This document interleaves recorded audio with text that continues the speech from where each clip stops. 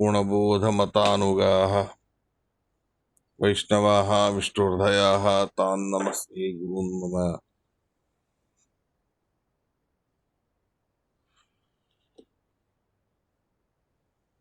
श्री गुरुभ्यो नमः।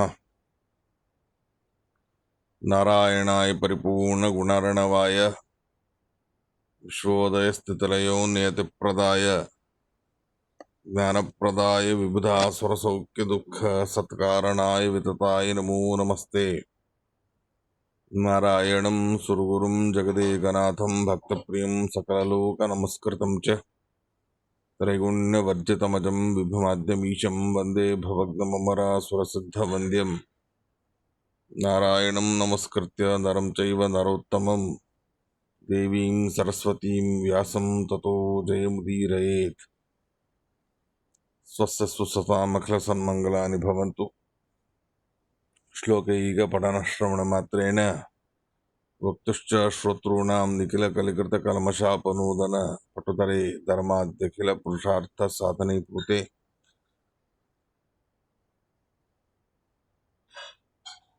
श्रीमन्महाभारत तात्पर्य निर्णये पंचमो अध्यायः। श्रीगुरुभ्यो नमः। हरि ओम हरि ओम हरि ओम। ఇవాటి నుంచి 5వ అధ్యాయం మనం ప్రారంభం చేస్తున్నాం.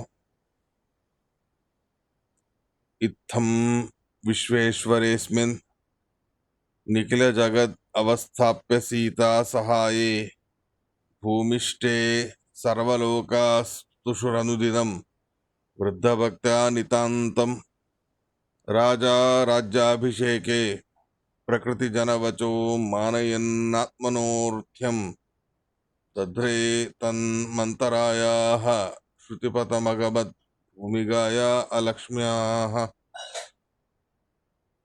ఇత్థం విశ్వేశ్వరేస్మిన్ నిఖిల జగద్ అవస్థాప్య సీతా సహాయే భూమిష్టే సర్వలోకాస్తుషురనుదినం వృద్ధభక్త్యా నితాంతం రాజా రాజ్యాభిషేకే ప్రకృతి జనవచో మానయన్నాత్మనోర్థ్యం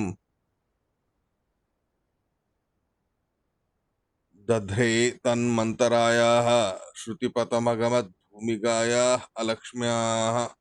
శ్రీ గురుభ్యో నమః. హరి ఓం హరి ఓం హరి ఓం. ఇత్థం విశ్వేశ్వరస్మిన్ నిఖిల జగద్ అవస్థాప్య సీతా సహాయే.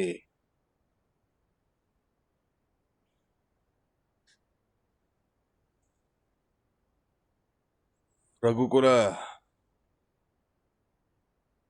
తిలకుడైన రఘువంశంలో అవతరించిన తాటకాదులను సంహరించిన విశ్వేశ్వరేస్మిన్ విశ్వేశ్వరుడైన జగత్స్వామి అయినటువంటి శ్రీ రామచంద్రుడు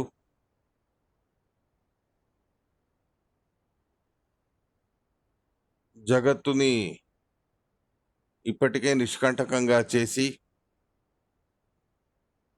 నిఖిల జగత్ అవస్థాప్య సీతా సహాయే సీతా సమేతుడై సుబాహు మారీచ మొదలైన రాక్షసులని తాటకాది రాక్షసులని సంహరించి జగత్తును నిష్కంటకంగా చేశాడు.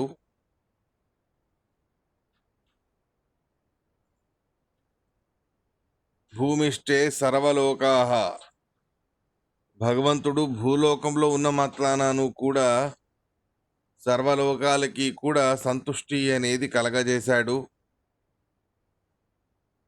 అలా వైకుంఠ లోకములో ఉండే భగవంతుడు అయోధ్యాపురములో ఉంటూ నానా రకాలుగాను కూడా లోక కంటకులైన రాక్షసులందరినీ కూడా సంహారణ చేస్తూ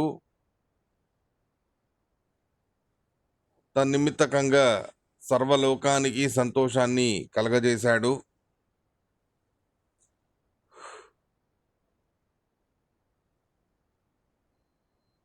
దినే దినే ప్రవర్ధమానమైన భక్తి పారవశ్యముతో సమగ్రమైన లోకము కూడా ఆనంద నిలయమై గోచరమైంది. ఇలా ఉండగా దశరథ మహారాజు గారికి రాజ్యాభిషేకము చేయాలి, తన కుమారుని రామచంద్రునికి యువరాజ పట్టాభిషేకం, ఆ తర్వాత మహారాజాభిషేకం చెయ్యాలి అనేటటువంటి ఒక భావన కలిగినది. కేవలం దశరథ మహారాజు గారికి మాత్రమే అది అభిప్రేతమని కాదు,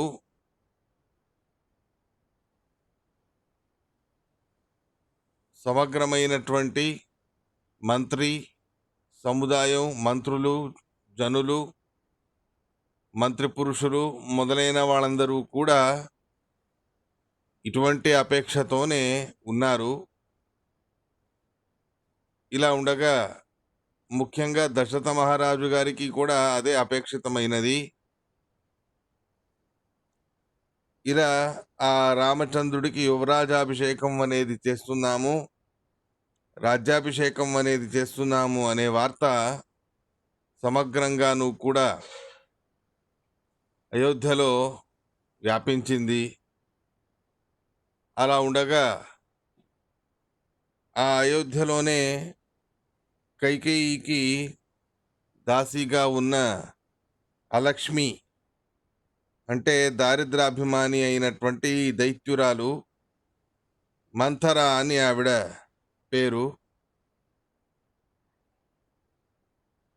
ఆవిడ కలి పురుషుడి యొక్క భార్య. ఈ విషయం ఆవిడ విన్నది. మొత్తానికి దైత్యుల స్వభావం, లోకము అనేది సుఖశాంతులతో ఉంటే అది వాళ్ళు సహనం చేయలేరు. అలా ఈ మంథరకి కూడా విషయం తెలిసి సహనం కాలేదు. రాజ్యానికి ఆవిడికి సంబంధమే లేదు. కైకేయి మీద అభిమానాన్ని పెంచుకుని కైకేయిని నిమిత్తం చేసి తనతో పాటు అని బయలుదేరి వచ్చింది మంథర. ఇలాంటి ఆ దరిద్రాభిమాని అయిన అలక్ష్మి అయిన కలి యొక్క భార్య, ఆ కలి యొక్క భార్యకి ఇది సహనం కాలేదు. వెంటనే దానికోసమని ఆవిడ రామ పట్టాభిషేకాన్ని విఘ్నం చెయ్యాలి అని తన వంతు ప్రయత్నాన్ని తను ప్రారంభం అనేది చేసింది. ఇటువంటి ఈ మంథర ఈవిడ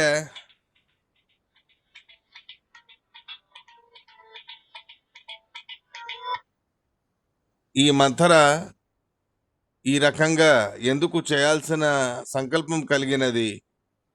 రామచంద్రుడి రాజ్యాభిషేకాన్ని విఘ్నం చేస్తే ఆవిడికి రాజ్యమేం లభించదు, ఆవిడ దాసిగానే ఉంటుంది.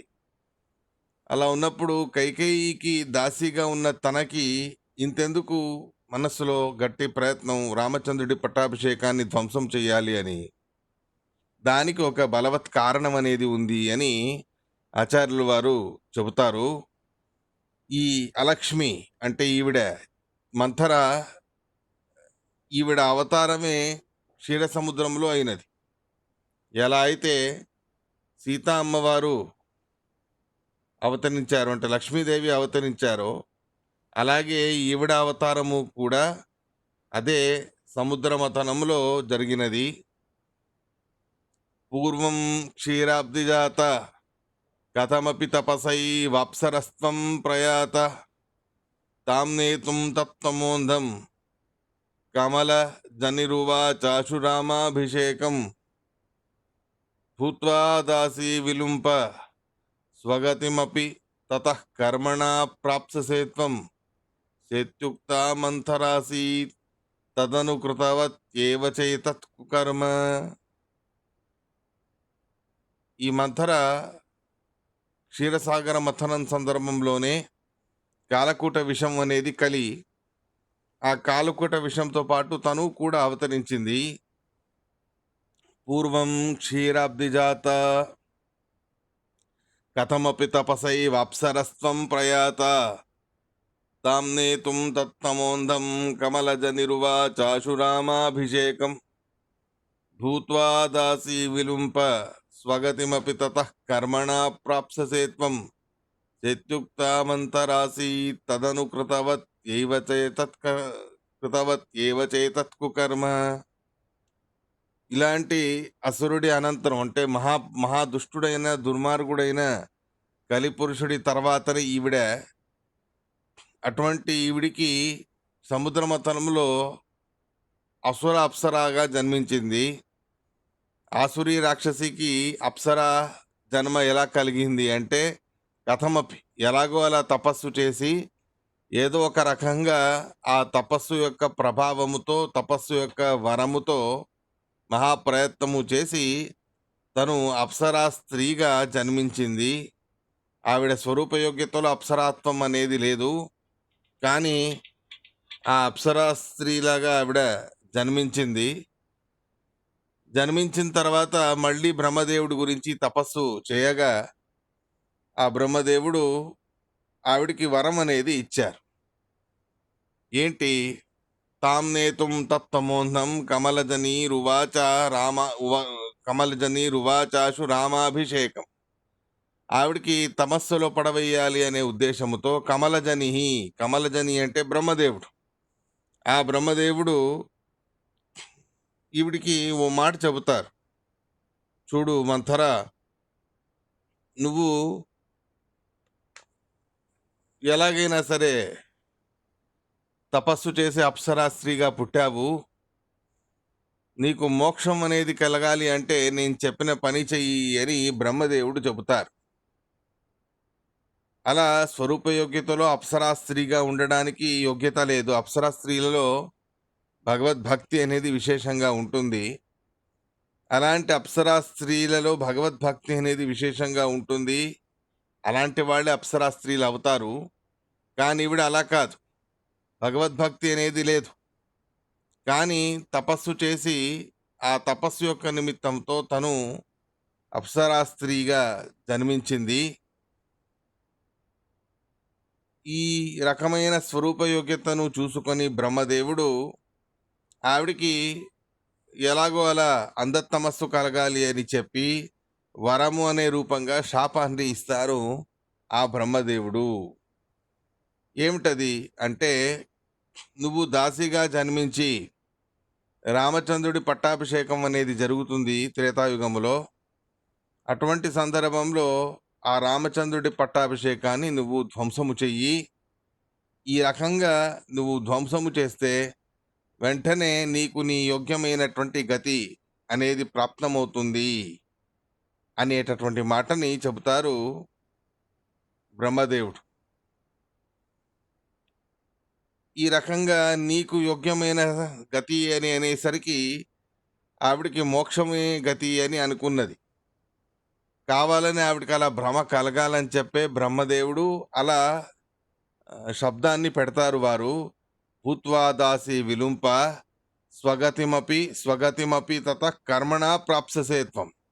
ఈ రామచంద్రుడి పట్టాభిషేకాన్ని ధ్వంసము చేయడం అనబడే ఒక కర్మ నిమిత్తకంగా నీకు నీ స్వగతి అనేది లభిస్తుంది. నీ యొక్క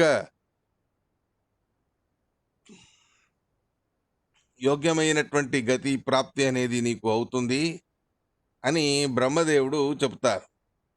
సేత్యుక్త మంథరాసి తదను కృతవత్యేవ చేతత్తు కర్మ.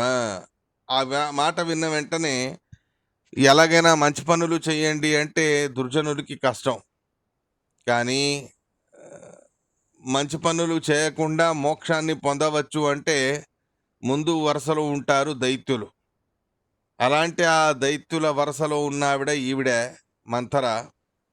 ఈవిడికి మంచి పనులు చేసేటటువంటి స్వభావము లేదు, కానీ మోక్షం మాత్రం లభించాలి అని కోరిక.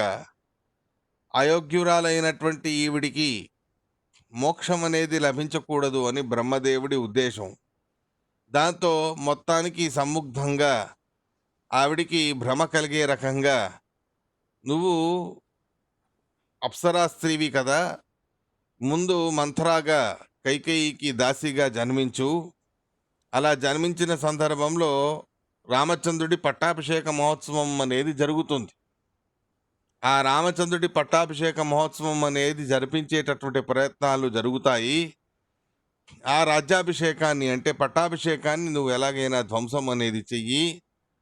అలాంటి ఆ ధ్వంసం అనేది చేస్తే అప్పుడు నీకు నీ యోగ్యమైనటువంటి గతి కలుగుతుంది అని చెబుతారు బ్రహ్మదేవుడు. ఆ రకమైనటువంటి ఆ రకమైనటువంటి ఆవిడికి సంబంధించిన యోగ్యమైన గతి అంటే అయోగ్యమైనటువంటి అంధతమస్సు అదైనా కలగడానికి హరిద్రోహం అనేది మూలభూతమైన కారణమై ఉండాలి. ఈవిడ ఎలాగూ స్వరూపభూతంగానే హరిద్రోహం చేసే స్వభావం కలిగిన ఆవిడ కాబట్టి తన స్వరూప యోగ్యతకు సంబంధించి అంధతమస్సుని తను పొందాలి అనే ఉద్దేశంతో కావాలి అని బ్రహ్మదేవుడు ఈ రకంగా ఆవిడికి చెబుతారు. ఆవిడ మొత్తానికి స్వగతి అని అంటే అందరూ కూడా మోక్షం అని అంటారు కదా. బ్రహ్మదేవుడు నాకు ఇది మంచిగా చాలా అద్భుతమైన అవకాశం ఇచ్చారు. ఒక చెడ్డ పని చేసినంత మాత్రాన నాకు మంచి మోక్షం అనేది ఇచ్చేస్తారు ఆయన అని భావించి ఆవిడ ఏం చేసింది, మంతర అనే పేరుతో ఈ రకంగా కైకేయికి దాసీగా జన్మించింది. ఇలా ఆ కలిపురుషుడి భార్య అయిన మంతర ఈవిడ రామచంద్రుడి పట్టాభిషేకాన్నే ధ్వంసము చేయాలి అనే ఉద్దేశంతోనే అవతరించినటువంటి దుష్ట స్త్రీ. ఆవిడికి ఇదొక చక్కని అవకాశం అనేది కలిగినది. మొత్తానికి రామచంద్రుడి యొక్క పట్టాభిషేకాన్ని నాశనం చేసే సదవకాశం ఏం చేద్దామా అని ఆలోచించి ఇది వరకు కైకేయికి ఈవిడికి చాలా అభిమానం అనేది పరస్పరంగా వారి మధ్యలో ఎంతో అభిమానం అనేది ఉన్నది. ఇలా ఎంతో అభిమానం అనేది వారి మధ్యలో ఉండగా ఆ అభిమాన నిమిత్తకంగా తనకు తన భర్తకి ఏకాంతంలో జరిగినటువంటి విషయాలన్నింటినీ కూడా కైకేయి తన దాసి అయిన మంథరకి చెప్పేసేది. ఇలా ఆ విషయం అనేది ఈవిడ గుర్తుపెట్టుకున్నది. దాన్ని ఇప్పుడు ఉపయోగించుకుందాము అని మంథర ఆలోచించింది. ఆ విషయం ఏమిటి అన్నదాన్ని చెబుతారు ఆచార్యుల వారు. తద్వాక్యాత్ కైకయీస పతిగవరబలాదాజహారైవ రాజ్యం రామస్తద్గౌరవేణ త్రిదశమునికృతే రణ్యమేవా వివేశ సీతాయుక్తోనుజేన ప్రతిదిన సువివృద్ధోరుభక్త్యా సమేతః సంస్థాప్యాశేషజంతూన్ స్వవిరహజశుచ త్యక్త సర్వేషణార్థాన్. తద్వాక్యాత్ కైకయీస పతిగవరబలాదాజహారైవ రాజ్యం రామస్తద్గౌరవేణ త్రిదశమునికృతే రణ్యమేవా వివేశ సీతాయుక్తోనుజేన ప్రతిదిన సువివృద్ధోరుభక్త్యా సమేతః సంస్థాప్యాశేషజంతూన్ స్వవిరహజశుచ త్యక్త సర్వేషణార్థాన్. ఇలా ఉండగా ఆ మంథరకి కైకేయి చెప్పినటువంటి విషయం ఏమిటి అని అడిగితే వెనక ఒక చిన్న ఇతిహాసం అనేది చెబుతారు వాదరాజస్వామి వారు తమ వ్యాఖ్యానంలో. ఏమిటి అంటే ఇది వరకు ఒకసారి దేవతలకి సహాయం చెయ్యాలి అని దశరథ మహారాజు గారు దైత్యులతో యుద్ధం అనేది చేస్తారు. అలాంటి ఆ యుద్ధం అనేది చేసే సందర్భంలో కైకేయి ఏం చేస్తుంది, రథం అనేది కీలం అని అంటారు, దానిలో ఉండేటటువంటి కీలం అది విరిగిపోతుంది.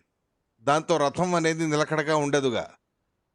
అలాంటి రథం అనేది నిలకడగా ఉండకపోయేసరికి ఈవిడేం చేస్తుంది, కైకేయి తన హస్తాన్ని రథానికి కీలంలాగా పెట్టేస్తుంది. ఆ పని చూసి దశరథ మహారాజు గారికి చాలా సంతోషం అనేది కలుగుతుంది. ఆ సందర్భంలో ఎంతగానో సహాయపడింది కదా అని చెప్పి ఆవిడికి వరం అనేది ఇస్తారు దశరథ మహారాజు. స్వహస్తదానేన ప్రీతో రాజా దశరథ. తన హస్తాన్ని అంటే తన చేతిని ఆ కీలంలాగా ఉపయోగించింది కైకేయి. అలా కీలంలాగా దాన్ని ఉపయోగించుకోగా దాంతో దశరథ మహారాజు గారికి ఎంతగానో సంతోషమై ఆవిడికి 2 వరాలు అనేది ఇస్తాను అని అప్పుడే మాట ఇచ్చారు. ఇది రామాయణంలోనూ కూడా వచ్చేటటువంటి కథాభాగమే.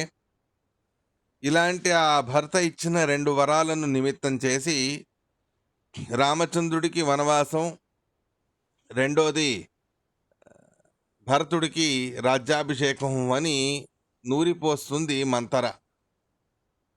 అలాంటి ఆ మంథర చెప్పిన మాటల్ని విని తన వివేకాన్ని కోల్పోయి లోకానికే చాలా కష్టదాయకమైన, భగవంతుడి ద్వేషానికి ఒక కారణమైన ఆ తప్పుడు పనిని చేసేస్తుంది కైకేయి.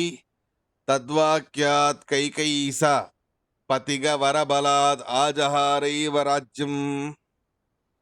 అలా ఆ 2 వరాల్లో ఒకటి మొదటి వరంలాగా తన కుమారుడైన భరతుడికి రాజ్యాభిషేకం చెయ్యాలి అని, రెండోది రామచంద్రుడికి 14 సంవత్సరాల వనవాసం కలగజెయ్యాలి అని కోరుకున్నది కైకేయి. ఇలా కోరుకునేసరికి చేయడానికి ఏమీ లేదు. మాట తప్పిన వాడవుతాడు దశరథ మహారాజు. ఒకవేళ తను ఒప్పుకోకపోతే. ఇలా ఉండగా ఆ పొరపాటు అనేది, మాట తప్పిన పాపం అనేది తన తండ్రి గారికి రాకూడదు అని చెప్పి రామచంద్రుడు తను భరతుడికి రాజ్యాన్ని అప్పజెప్పేసి అక్కడి నుంచి తన తల్లిదండ్రుల మీద గౌరవంతో రామస్తద్గౌరవేణ ఆ తల్లిదండ్రులైన కైకేయి మరియు దశరథ మహారాజు గారు వారిద్దరి మీద గౌరవముతో అదొకటి నిమిత్తం చేసేసి ఇలా వనానికి వెళ్ళిపోతాడు భగవంతుడు. కానీ ముఖ్యమైనటువంటి ఉద్దేశం ఏమిటి? కేవలం కైకేయి అడిగింది కదా అని చెప్పి వనవాసానికి వెళ్ళాల్సిన అవసరం లేదు రామచంద్రుడికి. ఎందుకు అంటే కావాలి అని అనుకుంటే తనకు సామర్థ్యం అనేది ఉన్నది. అలాగే రాజ్యాన్ని తను స్వీకరించడానికి అవకాశము కూడా ఉన్నది. ప్రజలందరూ కూడా రామచంద్రుడి పక్షంలోనే ఉన్నారు. ఇలా ఉన్నప్పుడు తను రాజ్యాన్ని స్వీకరిస్తాను అంటే ఎవరూ కూడా దాన్ని కాదు అని అనలేరు. అలాంటప్పుడు రామచంద్రుడు సునాయాసంగా తను రాజ్యాన్ని స్వీకరించేటటువంటి అవకాశం అనేది ఉన్నప్పటికీ కూడా కావాలనే వనవాసానికి వెళతాడు. ఎందుకు? త్రిదశ మునికృతే అరణ్యమేవావివేశ. త్రిదశలు అంటే దేవతలు మరియు మునులు, ఆ దండకారణ్యంలో ఉండేటటువంటి ఋషులు మునులు, వాళ్ళని కష్టాలకి గురి చేస్తూ ఉన్నటువంటి రాక్షసుల బారిన పడిన వాళ్ళని రక్షించాలి, ఆ రాక్షసుల నుండి మమ్మల్ని కాపాడాలి అని వీళ్ళందరూ కూడా కోరుకున్నారు, దేవతలు మరియు మునులు. సరే అని చెప్పి వాళ్ళిద్దరి అంటే దేవతలు మరియు మునుల యొక్క కోరికని తీర్చాలి అని చెప్పి అదే ముఖ్యమైనటువంటి ప్రయోజనాన్ని పెట్టుకొని ఆ రామచంద్రుడు తను వనానికి ప్రవేశించాడు. వెళుతూ వెళుతూ సీతమ్మవారు లక్ష్మణుడు కూడా ఆ రామచంద్రుడితో పాటు బయలుదేరి వస్తారు. అదంతా కథా విస్తారం రామాయణంలో. నానా రకాలుగాను కూడా భర్త వెంటే ఉండాలి భార్య. రామచంద్రుడు ఎక్కడున్నా అది వనమైనా నాకు అయోధ్యతో సమానం, రామచంద్రుడు లేకపోతే అయోధ్య అయినా కూడా నాకు వనంతో సమానం అని నానా రకాలుగాను కూడా తన పాతివ్రత్యాన్ని చెబుతూ, ధర్మశాస్త్రంలో చెప్పిన విషయాన్ని చెబుతూ అక్కడంతా విస్తారంగా వారి పరస్పరమైన సంవాదం అనేది జరుగుతుంది. అదంతా వాల్మీకి రామాయణంలో ఉన్నది. మొత్తానికి సీతమ్మవారు రామచంద్రుణ్ణి విడిచి ఉండలేరు, లక్ష్మణుడు కూడా అలాంటి వాడే. అలాగే అని చెప్పి బలవంతంగా రామచంద్రుణ్ణి ఒప్పించి రామచంద్రుడితో పాటు వీళ్ళిద్దరూ కూడా వనానికి బయలుదేరి వచ్చారు. సీతాయుక్తో అనుజేన, సీతయ సహితుడై సీత అమ్మవారితో పాటు కలిసి, అనుజుడు అంటే లక్ష్మణుడు, ఆ లక్ష్మణుడితో కూడా సహితుడై ఆయన వనానికి వెళ్ళాడు రామచంద్రుడు. అక్కడ వాళ్ళిద్దరికీ కూడా ప్రతిదిన సువివృద్ధోరు భక్త్యా సమేత, ఆ తారతమ్యానికి అనుగుణంగా సీతమ్మవారిలో ఏకప్రకారంగా భక్తి ఉంటుంది. ఆ భక్తి అనేది వ్యత్యాసం అనేది కాదు. ఇక్కడ లక్ష్మణుడికి కూడా అవతారం కదా! అవతారంలోనూ కూడా దినే దినే ప్రవర్ధమానమయ్యేటటువంటి జ్ఞానం, ప్రవర్ధమానమయ్యేటటువంటి భక్తి అనేది కూడా ఉంటుంది లక్ష్మణుడికి. ఆ విషయాన్ని చెప్తారు. ప్రతిదినము కూడా సువివృద్ధమానమైన, ప్రతిదినము కూడా అభివృద్ధి చెందేటటువంటిదైన విశేషమైనటువంటి భక్తితో ఆ లక్ష్మణుడు కూడా తను సీతారాములతో పాటు బయలుదేరాడు వనవాసానికి. ఇలా అందరూ కలిసి అంటే సీత, రామ, లక్ష్మణ ముగ్గురు కూడా కలిసి వనానికి వెళ్ళారు. ప్రతిదిన సువిరుద్ధోరు భక్తాన్ని తాంతం. ఇలా ప్రతినిత్యము కూడా అభివృద్ధమానమయ్యే భక్తి లక్ష్మణుడికి మాత్రమే. సీతామ్మవారి విషయంలో ఏకప్రకారమైన భక్తి అనేది ఉంటుంది. ఆవిడ నిత్యముక్తురాలు. ఆవిడకి ప్రత్యేకంగా అభివ్యక్తి అనేది ఉంటుందే తప్ప భక్తి పెరుగుదల అనేది ఏమీ ఉండదు. అనంతంగా ఆల్రెడీ అందరికంటే ఎక్కువగా భక్తి అనేది సీతామ్మవారికి ఉన్నది. ఇంక మిగిలిన వాళ్ళందరికీ అంటే బ్రహ్మాది దేవతలకి ఎవరైతే సంసారావస్థలో ఉన్నారో ముక్తులు కారో అలాంటి వాళ్ళకి దినే దినే ప్రవర్ధమానమైనటువంటి భక్తి అనేది ఉంటుంది. బ్రహ్మదేవుడికి, ముఖ్య ప్రాణమూర్తికి కూడా ఇప్పటికీ కూడా దినదిన అభివర్ధమానమయ్యే భక్తి అనేది ఉంటుంది. దినము పెరుగుతుండేటటువంటి భక్తి అనేది ఉంటుంది. ఈ రకమైనటువంటి అద్భుతమైన భక్తి లక్ష్మణుడికి కూడా అక్కడ ప్రాప్తించింది అనేటటువంటి విషయాన్ని చెబుతారు. ఇక రామచంద్రుడితో పాటు వీళ్ళందరూ కూడా బయలుదేరి రావాలి అని అనుకుంటారు అయోధ్య ప్రజలు, అయోధ్యలో ఉండేటటువంటి ప్రాణులు. కాబట్టి వాళ్ళందరూ వనానికి వస్తే బాగుండదు, వాళ్ళకే ఇబ్బంది అని చెప్పి సంస్థాప్యాశేష జంతూన్, అశేష జంతువునని అంటారు ఆచార్యులు వారు. సమగ్రంగాను కూడా అయోధ్య నగరంలో ఉండేటటువంటి ప్రాణులు, అది మనుషులు కావచ్చు, పశుపక్షులు కావచ్చు, అన్నీ కూడా అలాంటి వాళ్ళందరికీ రామచంద్రుడి విరహం అనేది చాలా భయంకరంగా ఉన్నది. వాదరాజస్వామి వారు ఈ మాటకి ఈ రకంగానే అర్థం చెబుతారు. పశుపక్షాదయోపి అన్వాగతాం. పశుపక్షులు మొదలైనవి కూడా మేము నీ వెంట వస్తాము రామచంద్ర అని ఆ ప్రజలతో పాటు వీళ్ళు బయలుదేరి వచ్చారు. ఇలా బయలుదేరి వస్తే వాళ్ళందరికీ కూడా అక్కడ కష్టం కలుగుతుంది కదా అని చెప్పి వాళ్ళని అక్కడే అయోధ్య నగరంలోనే బలవంతంగా ఉండేట్టు చేస్తాడు. వాళ్ళు రామచంద్రుడితో పాటు వెనక్కి వెళ్ళాలి అంటే ఎలా వచ్చారు? త్యక్త సర్వేషణార్థాన్, వాళ్ళకి సంబంధించిన సమగ్రమైనటువంటి సంపదలు నానా రకాలుగాను కూడా వాళ్లకు సంబంధించినవి ఏవైతే వస్తువులు ఉన్నాయో అవన్నిటినీ కూడా విడిచిపెట్టేసి బయలుదేరి వచ్చారు. ఇది ఇద్దరికి కూడా తీసుకోవాలి. రామ, లక్ష్మణ, సీత వీళ్ళు సర్వేషణార్థాన్ తమ రాజ్య వైభవాలు ఏవైతే ఉన్నాయో ఆ రాజ్య వైభవాలన్నీ పక్కన పెట్టేసి నారవస్త్రాన్ని ధరించి వనానికి వెళ్ళారు. ఇక వీళ్ళు వెనక వచ్చే ప్రజలు కూడా అన్ని రకాలుగాను కూడా తమ వస్తువులు, తమకు సంబంధించినటువంటి అన్ని పదార్థాలని కూడా విడిచిపెట్టేసి వాళ్ళు కూడా ఈ రకంగా భగవంతుడి వెంట బయలుదేరి రావాలి అని అందరూ కూడా వెంట వచ్చారు. ఇలా అందరూ వెంట రావడముతో భగవంతుడు వాళ్ళందరినీ కూడా బలవంతంగా అయోధ్యలోనే ఉండిపోయేట్టు ఆదేశించి తర్వాత తనతో పాటు సీతామ్మవారు మరియు లక్ష్మణుడు ముగ్గురితో మాత్రమే కలిసి వనానికి వెళతాడు. ఇలా సంస్థాప్యాశేష జంతూన్ స్వవిరహజ శుచ త్యక్త సర్వేషణార్థాన్, తన యొక్క ఆ విరహము ద్వారా అపారమైనటువంటి దుఃఖాన్ని అనుభవించేటటువంటి సందర్భము. కాబట్టే అయోధ్య నగరంలో ఇన్నాళ్ల దాకా వాళ్ళు మోక్షలోకంలో ఉన్నాము అనే భావనతోనే ఉన్నారు. ఆ భావన సరైనది కాదు, యథార్థ జ్ఞానం. కానీ సందర్భాలు అలాగే ఉన్నాయి. రామచంద్రుడు, సీతామ్మవారు మొదలైన వాళ్ళందరూ కూడా అక్కడే ఉన్నారు. నిత్యం కూడా రామచంద్రుణ్ణి చూస్తూ ఆనందంగా మోక్షలోకాలలో ఉన్నామో ఏమో అనే భావనతో వాళ్ళందరికీ కూడా ఆనందం అనేది కలగగా, ఈ రకమైనటువంటి ఒక ఘటనతో ఇది మోక్షం కాదు అనే రకంగా వాళ్ళకి దుఃఖం అనేది ఏమిటో అనేది అప్పుడు తెలిసి వచ్చింది. అసలు రామచంద్రుడి కంటే ముందుగానే దశరథ మహారాజు గారి యొక్క చక్కని రాజ్య పరిపాలన దక్షత నిమిత్తకంగా అసలు దుఃఖం అనేదే లేదు అని అయోధ్యాకాండలో వర్ణన అనేది చేస్తారు వాల్మీకి ఋషి.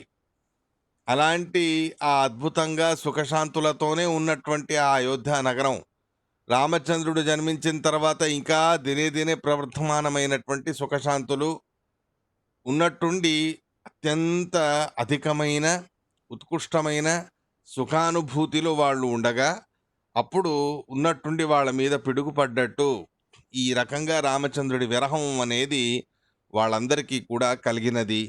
అలాంటి ఆ విరహం అనే నిమిత్తంతో అప్పుడు దుఃఖం అంటే ఏమిటో అనేది అర్థమైంది. మోక్షానికి వెళ్ళాలి అనే భావన కలిగినది. కాబట్టే ప్రాయశః ఇదే అనుభవముతో రామచంద్రుడు సమాయాత సమాయాత అని ముందు చెబుతాడు. నాతో ఎవరెవరు వస్తారో వాళ్ళందరికీ కూడా మోక్షం కలగజేస్తాను అని. అప్పుడు మళ్ళీ అక్కడ రామచంద్రుడి వియోగం కలుగుతుందా అని చెప్పి అందరూ కూడా రామచంద్రుడితో పాటు బయలుదేరారు అనే మాట మనం తెలుసుకోవచ్చు.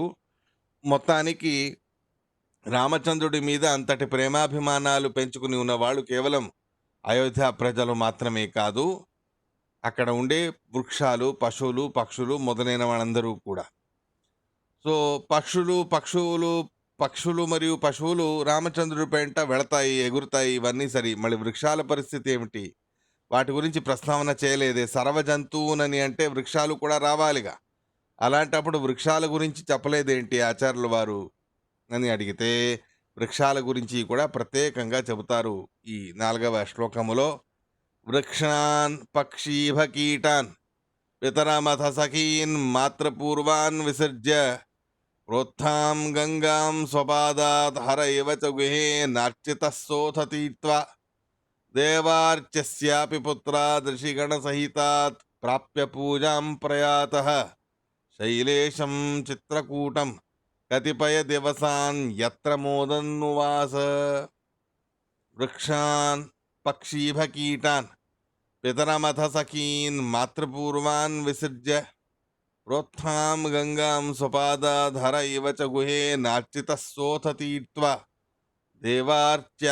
దేవార్చ్యస్యాపి పుత్రాదృషిగణ సహితాత్ ప్రాప్య పూజాం ప్రయాతః శైలేశం చిత్రకూటం కతిపయ దివసాన్ యత్ర మోదన్నువాస. అశేష జంతువునని చెప్పారు పైన. అశేష జంతువులు పశువులు, పక్షులు మాత్రమే అని అనుకోకండి. వృక్షాన్ అని కూడా అంటారు. వృక్షాలు ఎలా వెళతాయండి, వాటికి కాళ్ళు లేవుగా అని అంటే, మానసికంగా భగవంతుడి వెంట వెళ్ళిపోయాయి వృక్షాలు. ఇది మనస్సుకి ఉండేటటువంటి ఒక శక్తి. మనం భగవంతుడి దగ్గర వెళ్ళడానికి వీలు లేకపోయినా, మనం కూర్చున్న చోటలోనే కూర్చొని ఉన్నా, మన మనస్సు ఆ రామచంద్రుడి వెంట వెళ్ళిపోవచ్చు. ఇది మనస్సుకుండేటటువంటి సామర్థ్యం. కాబట్టి మానసికంగా భగవంతుడి వియోగం అనేది ఎవరికీ లేదు. మనస్సు నిమిత్తం చేసి సదా పరమాత్ముడి సంయోగం అనేది మనకందరికీ కూడా ఉంటుంది. అది మనం తెలుసుకోవాలి. మానసికంగా భగవంతుడి వెంటే ఉండడం అనేది మన చేతిలో ఉండే పని. అలా వృక్షాల వలె మానసికంగా అవి సమగ్రము కూడా భగవంతుడి వెంట మానసికంగా వెళ్ళిపోయాయి.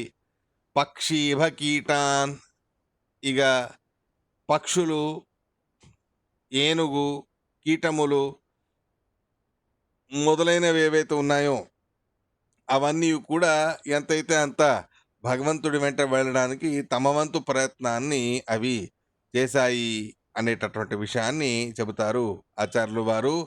మొత్తానికి వాళ్ళందరినీ కూడా అయోధ్య నగరంలోనే ఉండిపోయేట్టు చేసి,